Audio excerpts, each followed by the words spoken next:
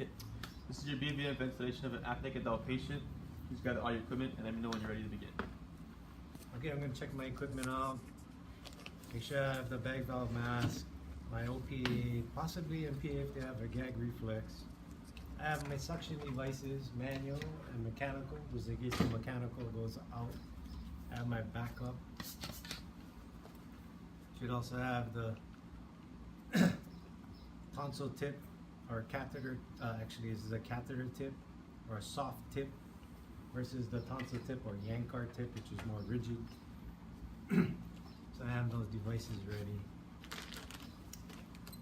I should have my oxygen tubing pre-connected so that I don't end up fumbling about.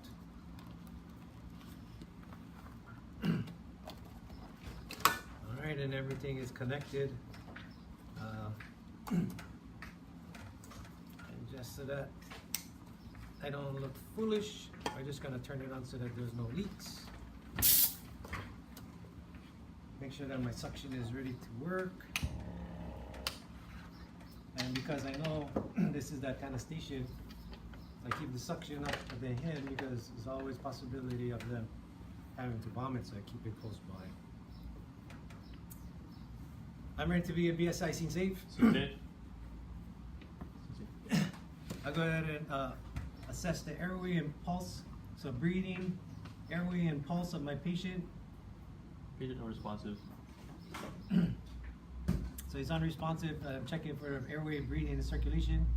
Unresponsive, apneic, and a weak pulse of 60. Alright, so go ahead and insert the OPA. Does he take the OPA? No gag reflex present. Gonna give my 2 breaths so that I start oxygenating the patient. Give 1 breath every 5 to 6 seconds. Mouth is full of secretion and vomitus. I'm gonna go ahead and attach up the oxygen.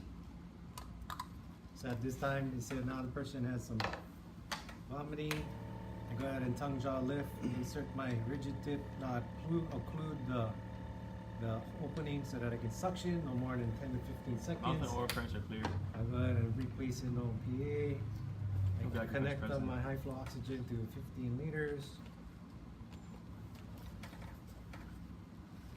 Get my breaths again, 2 breaths.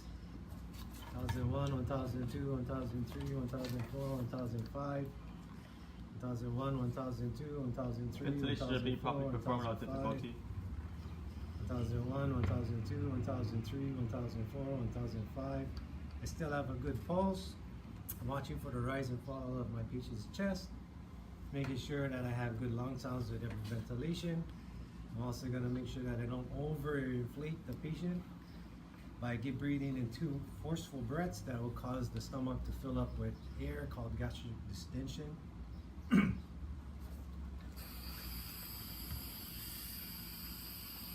1002, 1003, 1004, 1005. 1001, 1002, 1003, 1004, 1005. How would you know if you're delivering appropriate volumes with each ventilation? Again, I would see adequate rise and fall of my patient's chest.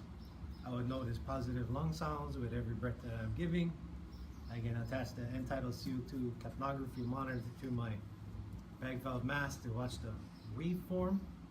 I can also attach a pulse oximetry to monitor the amount of oxygen that's going through the capillary bed. Again, check for a patient's pulse simultaneously while I deliver breaths so that I don't have to start CPR should the patient lose their pulse. Okay, end station.